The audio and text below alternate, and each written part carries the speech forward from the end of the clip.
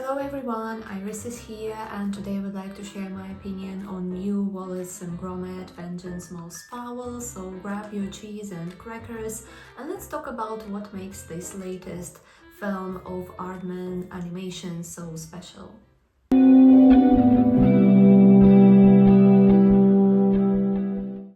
So Wallace and Gromit are back on the big screen and I'm so excited for it.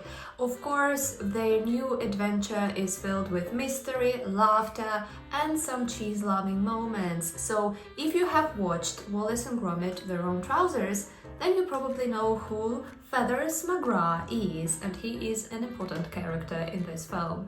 So as always, Gromit's concern that Wallace has become over-dependent with his new inventions proves justified when Wallace invents a gnome that seems to develop a mind of its own. Of course, Gromit, as always, he's very skeptical, and Wallace, well, he's clueless, but charming as ever.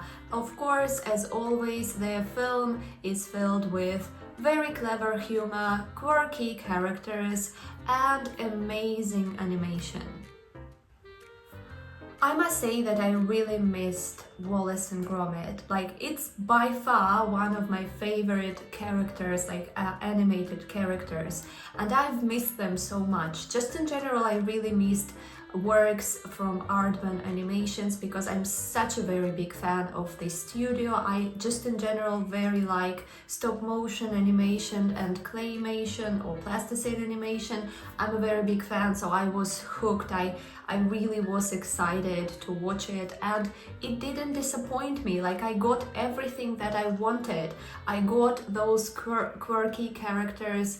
I received amazing moments to laugh at because like I am drawn to that kind of sense of humor that they have, and just the fact that it's a very genuine film. Like, I think that every work of Aardman Animations is very genuine, and I have mentioned it in my previous videos that for me personally it's a key element when I'm watching a film is how genuine it is. And I think that all works of Aardman Animations are very genuine. Like, I can see people behind every film that were part of creating it. Like, I can see that it mattered to them, and that is why it matters to me. And with Vengeance Most Fowl, I think it's an incredible comeback because obviously they had the kind of like sequel of Chicken Run and I liked it, but I wouldn't say that I was necessarily as excited as I was for Wallace and Gromit. And yeah, like, I received so much joy while watching it that I really encourage you watching it if you are a big fan of Wallace and Gromit or just in general Aardman Animations. And of course, it's a very British film, and that's probably one of the reasons why I like it so much. It's because it's very British, like the words that they use, the way they speak, and like the characters and their lifestyle, and I really like it. So I'm a big fan, and honestly, I think it's an amazing comeback. And if you haven't watched it, then what are you doing? You need to go and watch it. It's available on Netflix. And another reason why I really enjoyed and why I was waiting so much to see Wallace and Gromit Vengeance Most Fowl was the return of Nick Park as a director, who has done amazing jobs for Aardman Animations, and that's the very person who brought this studio to its success. So I was so thrilled when I just saw, like, on the screen the credits, Nick Park. I was already very much excited.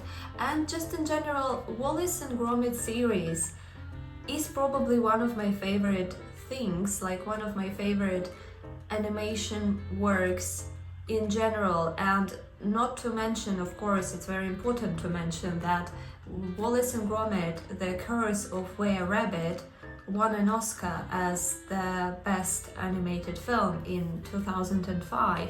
So it not only says about like that it's very fun to watch and it's very pleasant to watch, but also about the quality.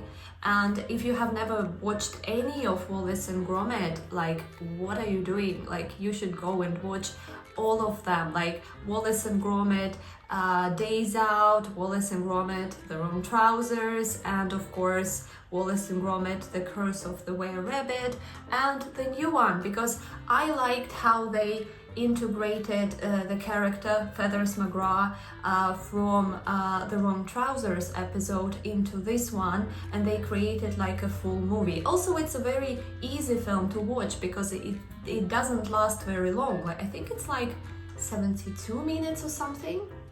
Yeah, maybe it's like 72 or 80 minutes, so it's like very short. We are kind of used to watching films which last for 3 hours, but this one is very short and sweet. So I'm in awe with stop motion animation, because like the fact that it takes 24 frames to make 1 second of stop motion animation film is insane. Like, that's a lot of work. And kind of like the design of the characters and everything, it's just amazing how when I watch these claymation films or plasticine animation films, plasticine animated films, they feel so real. Like, they are all characters, they are all full of life, and it amazes me every time. That's why I think this film is definitely worth watching. Also because I think it talks about very important thing, like a very important topic. Because as I said in the beginning, the basic storyline of that film is that Wallace has become over-dependent with his new inventions. It basically means that he doesn't know how to boil tea in a normal kettle. He depends so much on his electronic devices that he invents. He is an inventor.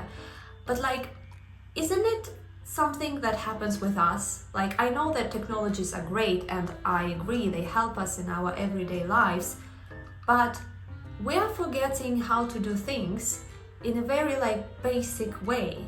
And this film talks about it, that yes, technologies are very good and we need to use them, especially for the good cause.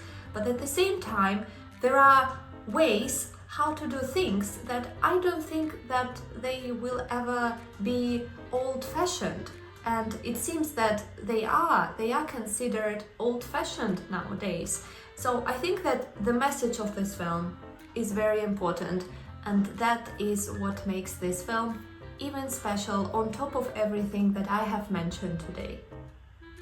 So I also wanted to talk about Aardman Animations studio itself, because they were pioneering stop motion animation for decades, and founded in 1972, very quickly they have become one of the most iconic animation studios. And I mean, like, I loved all works of Aardman Animation Studio. Of course, we know them by Chicken Run, Shaun the Sheep, Wallace and Gromit, the series, and Flushed Away, Arthur Christmas, which is one of my favorite Christmas films to watch in December, and just many more.